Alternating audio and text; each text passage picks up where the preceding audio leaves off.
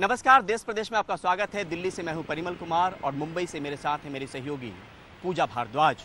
दिल्ली के उप मुख्यमंत्री और आम आदमी पार्टी के दूसरे सबसे बड़े नेता मनीष सिसोदिया ने दावा किया है कि बीजेपी ने उन्हें आम आदमी पार्टी तोड़कर बीजेपी में शामिल होने का ऑफर दिया।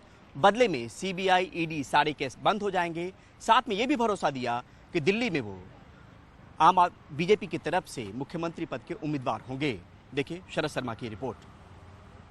मेरे लिए भी बहुत शॉकिंग था कि मेरे पास मैसेज आया कि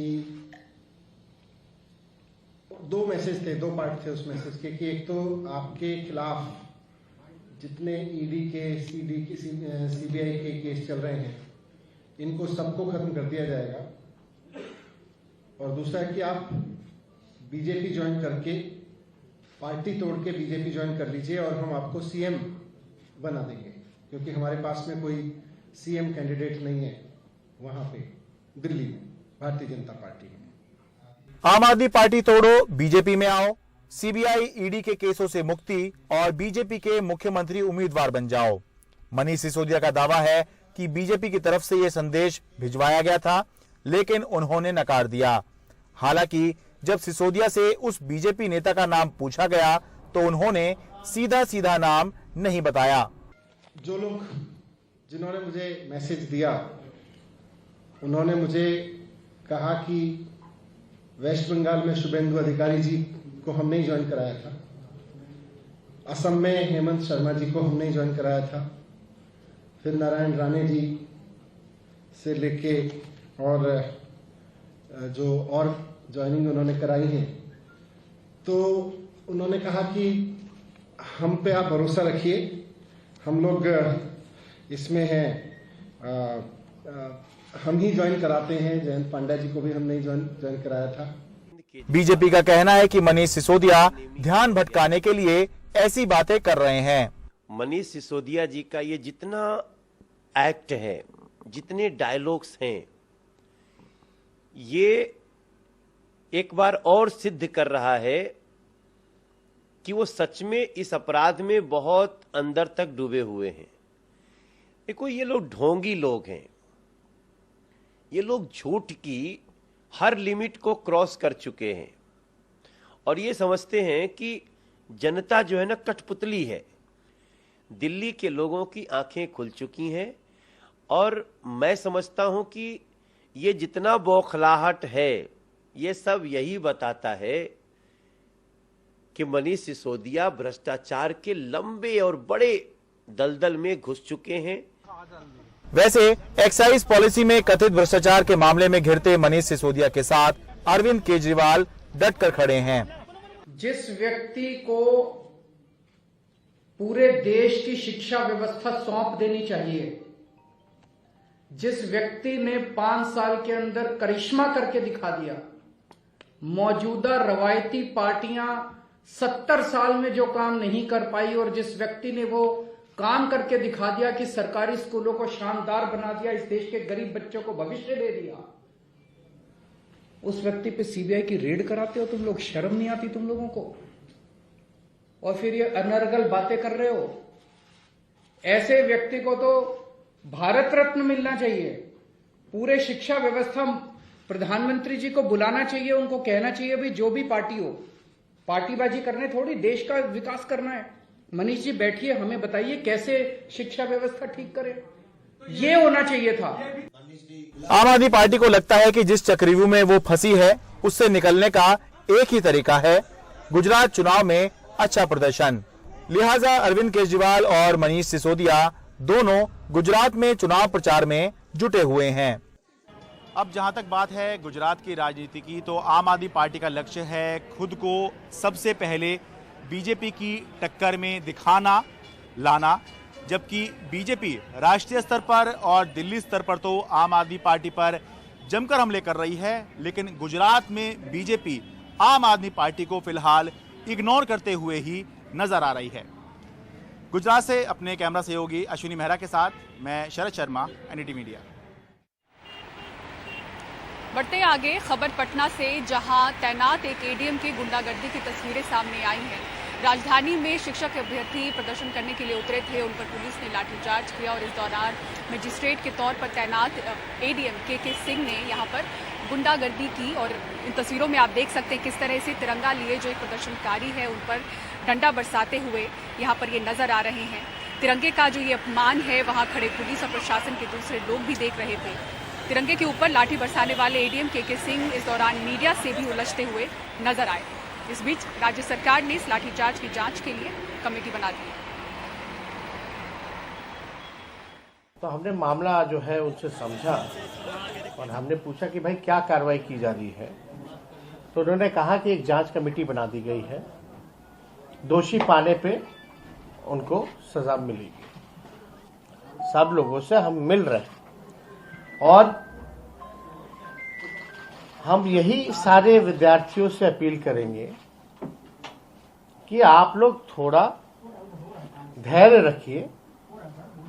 उसी दिशा में हम लोग काम कर रहे हैं और हमारी तो लड़ाई रही है रोजगार को लेकर के, नौकरी को लेकर के। दिल्ली के जंतर मंतर पर एक बार फिर किसान जुटे, अपनी मांगों को लेकर महापंचायत की और साथ में इस तरफ बॉर्डर पे जो है वो लंबा जाम भी लगा रहा। किसानों ने एक बात फिर से दोहराया कि सरकार ने अपना अगर वादा नहीं निभाया तो वो आंदोलन के लिए तैयार रहे। देखिए राजीव रंजन की रिपोर्ट।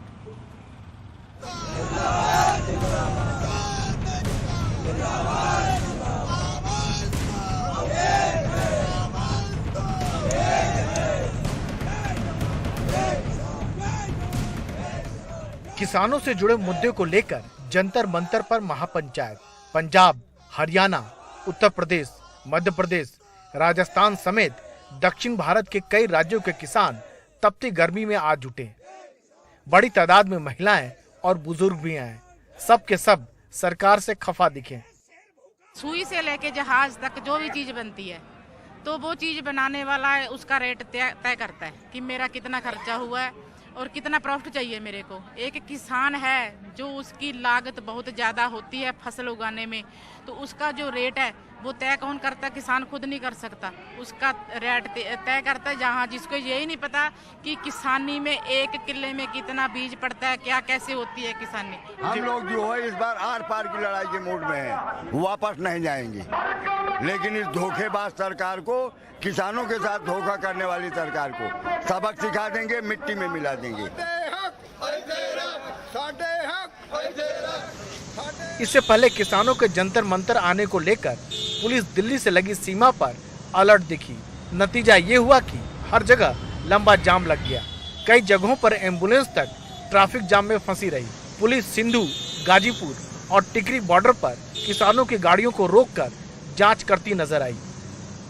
इस वक्त मैं हूं सिंघू बॉर्डर पर और यहाँ पर जो किसान आ रहे हैं उनको दिल्ली पुलिस रोक रही है। आप देखें कि ये जो गाड़ियाँ हैं ये हरियाणा की ओर से आ रही हैं और दिल्ली पुलिस इनको रास्ते में ही रोक रही है।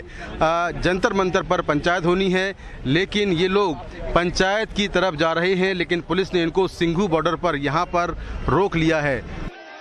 इन सारी रुकावटों के बावजूद हजारों की तादाद में किसान जंतर मंतर पहुंचे। उनकी शिकायत है कि सरकार ने वादा खिलाफी की।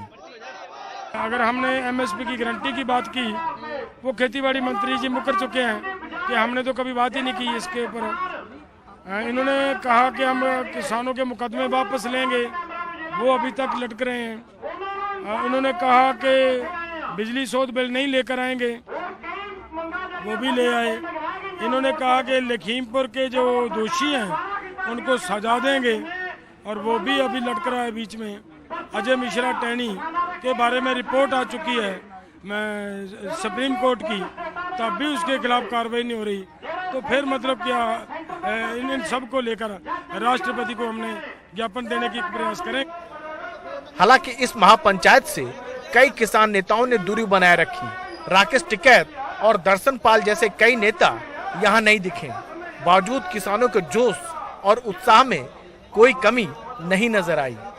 किसान जिसको बुलाना था वो आए हैं और ये जो किसान नॉन पॉलिटिकल लोग हैं, ये पॉलिटिकल लोग नहीं हैं। 80 किसान संगठनों के नेता आए हुए हैं। हमने कहीं दावा नहीं किया कि यहाँ पर किसान नेता आएंगे। केंद्र सरकार के 3 कृषि कानूनों को लेकर 1 साल से अधिक आंदोलन चला था। बाद में जब पिछले साल पीएम नरेंद्र मोदी ने नवंबर में इस बिल को वापस लेने का ऐलान किया तो किसानों ने आंदोलन वापस लिया। अपनी मांगों को लेकर किसान जंतर मंतर पर जुटे। किसान सरकार से नाराज हैं, गुस्से में हैं। इनको लगता है कि किसानों के साथ सरकार ने वायदा खिलाफी की। उम्मीद है सरकार इनकी बात सुनेगी और हालात को पिछली बार की तरह अपने हाथ से निकलने देना नहीं चाहेगी। नई दिल्ली में मुकेश सेंगर और कानन पात्रा के साथ राजीव रंजन, एनडीटीवी इंडिया। और अब आइए बात करते हैं बॉलीवुड स्टार ऋतिक रोशन की, जो हाल ही में आमिर खान की फिल्म लाल सिंह चड्ढा की तारीफ को लेकर निशाने पर आए थे कुछ लोगों के, जहां उनकी फिल्म को टारगेट किया गया था, बहिष्कार करने की बात कही जा रही थी। इसी बीच वो जोमेटो के एक ऐड को लेकर, एक विज्ञापन को लेकर विवादों में आए। इस विज्ञापन को हटा तो लिया गया है विवादों की वजह से, लेकिन उनकी फिल्म पर एक बार फिर से लोगों का गुस्सा फूटने लगा है। देखिए पूरी खबर। फूड डिलीवरी कंपनी जोमेटो के लिए विज्ञापन कर रहे ऋतिक रोशन फिर एक विवाद में घिर गए हैं।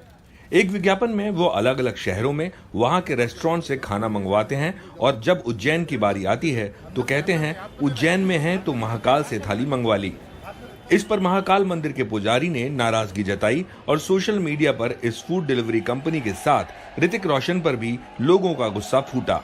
उन्होंने महाकाल के नाम का प्रचार जो किया है वो सस्ता प्रचार किया है और इससे हमारी भावना को ठेस पहुंची है और इस तरीके के प्रचार पे पूर्ण रोक होनी चाहिए और हम इसका घोर निंदा करते हैं और यदि वक्त आया तो हम भी उग्र आंदोलन के लिए जाएंगे। इस विवाद के बाद जोमेटो ने माफी मांगते हुए सफाई दी कि एड में बोले गए शब्द महाकाल की थाली का मतलब महाकाल रेस्टोरेंट की थाली से था, न कि महाकालेश्वर मंदिर से।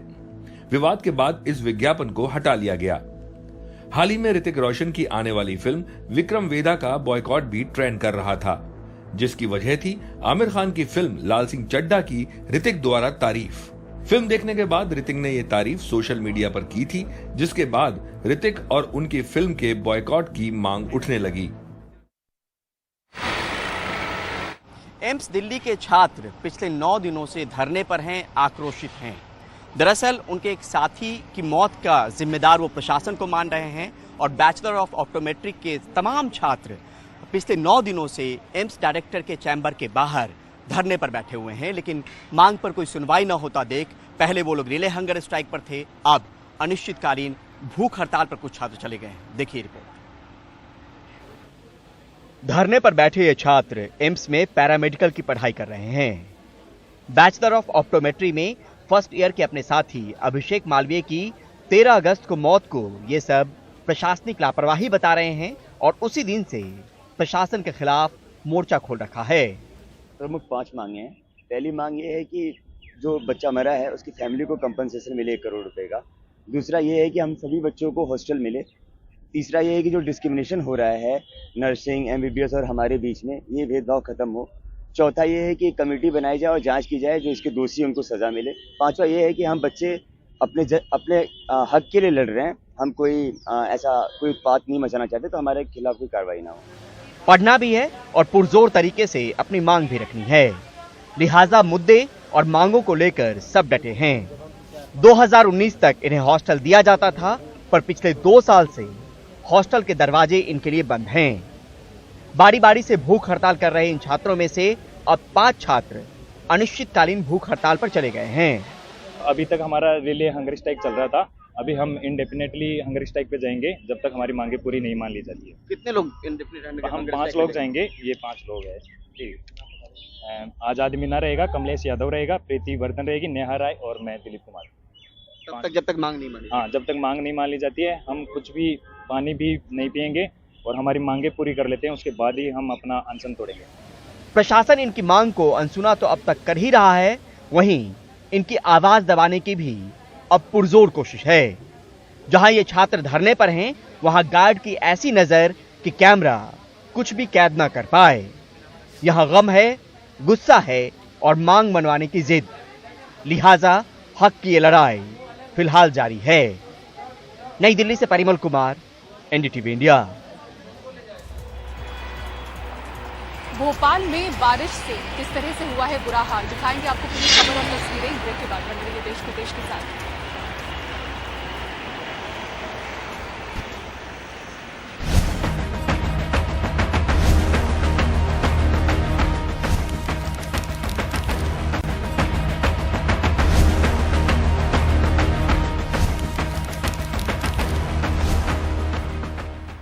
ब्रेक के बाद देश प्रदेश में एक बार फिर से आपका स्वागत है। बात करते हैं कर्नाटक की, जहां गणेशोत्सव मनाने की जो इजाज़त है राज्य सरकार ने स्कूलों में दे दी है।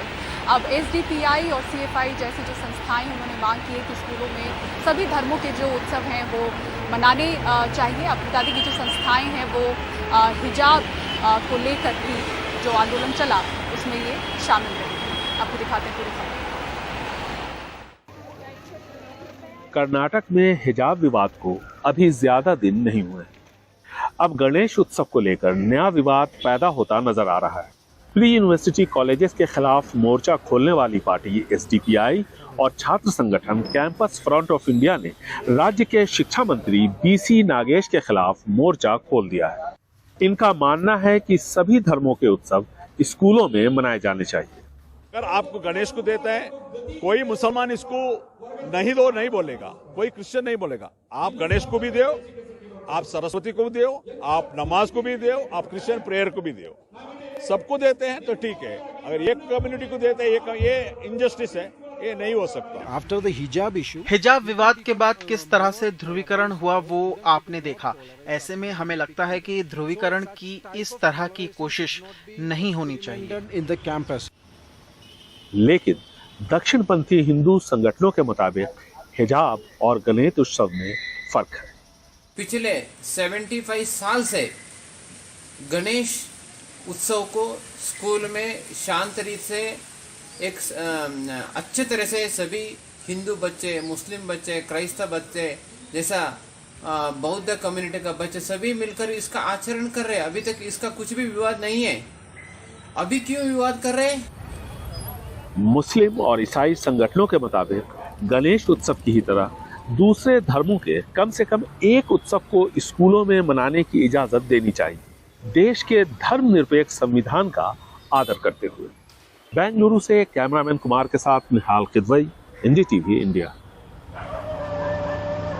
मध्य प्रदेश के कई जिलों में भारी बारिश के बाद बाढ़ जैसे हालात हैं और वहां पर मौसम विभाग ने रेड अलर्ट जारी किया है। ये तस्वीरें भोपाल की हैं, जहां मध्य प्रदेश टूरिज्म विभाग का एक क्रूज पानी में डूब गया। आमतौर पर यहां पर्यटकों की काफी भीड़ रहती है, लेकिन इन दिनों भारी बारिश की वजह से यहां इसके आसपास पर्यटकों की भीड़ नहीं थी। क्रूज डूबने के बाद नगर निगम और स्थानीय प्रशासन की टीम ने स्थिति को संभाला और राहत बचाव काम में जुटी रही।